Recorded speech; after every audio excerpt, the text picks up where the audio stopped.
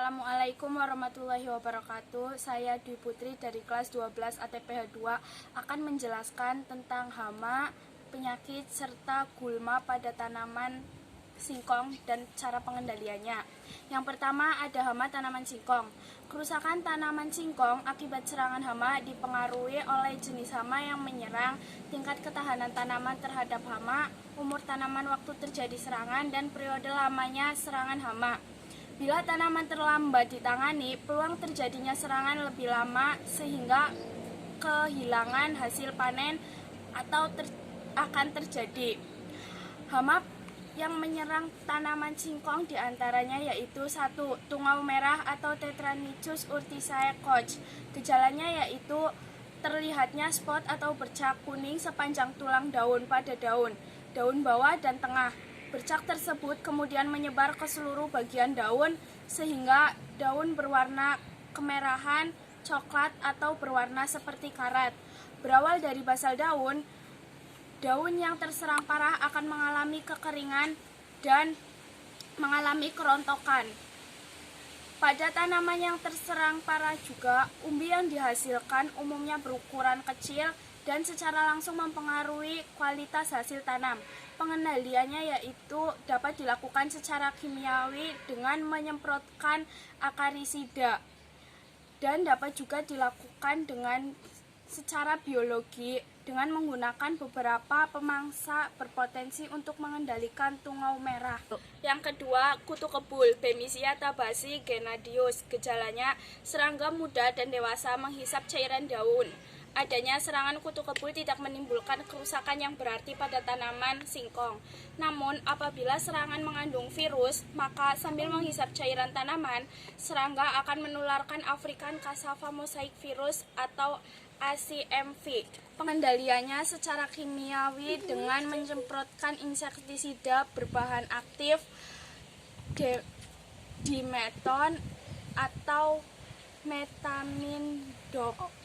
Dapat dianjurkan untuk pengendalian kutu kebul dan secara biologi dengan menggunakan musuh alami. Yang ketiga, belalang, Locusta migratorin L. Gejalanya kerusakan pada umumnya berupa gerakan pada daun yang tidak teratur. Selain daun, serangga ini juga memakan tangkai daun. Pada tingkat serangan yang parah, daun tanaman dapat rusak berat. Pengendaliannya secara kultur teknis dengan membajak lahan agar telur belalang dapat termakan oleh predator, dan secara biologi dengan menggunakan musuh alami belalang yaitu semut. Yang kedua, penyakit. Penyakit dapat ditimbulkan oleh bakteri, jamur, serta virus. Berikut beberapa penyakit yang menyerang pada tanaman singkong. Yang pertama, layu bakteri. Penyebabnya yaitu bakteri Pseudomonas solanaceum. Gejalanya daun menas, akar, batang, dan umbi langsung membusuk. Pengendaliannya melakukan penggiliran tanaman, menanam varietas yang tahan seperti Adira 1, Adira 2, dan Muara, melakukan pencabutan dan pemusnahan tanaman yang sakit berat. Yang kedua, bercak daun coklat. Penyebabnya cendawan Cercospora henningsi. Gejalanya daun bercak coklat, mengering, terdapat lubang-lubang bulat kecil, dan jaringan daun mati. Pengendaliannya yaitu dengan melakukan pelebaran jarak tanam, penanaman varietas yang tahan, pemangkasan pada daun yang sakit, serta melakukan sanitasi kebun. Yang ketiga, bercak daun konsentris. Disebabkan oleh cendawan Pomapilosica. Gejalanya adanya bercak kecil dan titik-titik terutama pada daun muda. Pengendaliannya memperlebar jarak tanam, mengadakan sanitasi kebun, serta memangkas bagian yang terkena jamur tersebut. Yang ketiga, gulma singkong. Gulma adalah tumbuhan yang tidak dikehendaki tetapi tetap tumbuh. Berikut beberapa contoh gulma pada tanaman singkong. Yang pertama, Eleusis indica. Gulma ini sering disebut dengan rumput belulang, cukut jampang, serta suket wululang. Gulma ini termasuk dalam golongan rumput yang mempunyai perakaran serabut yang kuat. Seringkali tajuk merapat ke tanah seperti piring, tinggi dapat mencapai 80 cm dan berbentuk pita.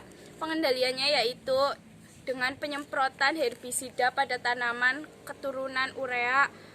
Yang kedua, secara mekanis yaitu dengan dilakukannya penyiangan sebelum gulma ini membentuk biji. Yang kedua, gulma Physalis angulata L. Gulma ini dikenal dengan nama ceplukan.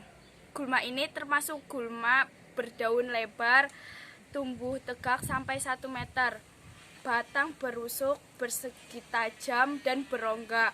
Daun berbentuk bundar telur memanjang berujung runcing.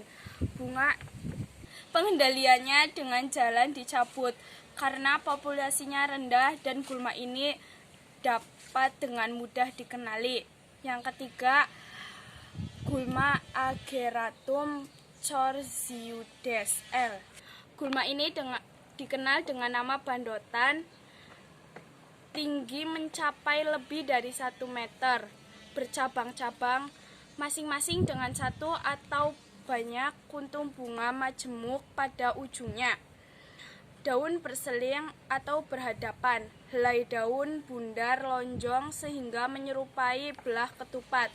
Pengendaliannya secara mekanis dengan mencabut gulma dan membakarnya. Sebaiknya dilakukan sebelum membentuk biji dan biji tersebar. Sekian dari saya, mohon maaf bila ada kesalahan kata atau kalimat. Wassalamualaikum warahmatullahi wabarakatuh.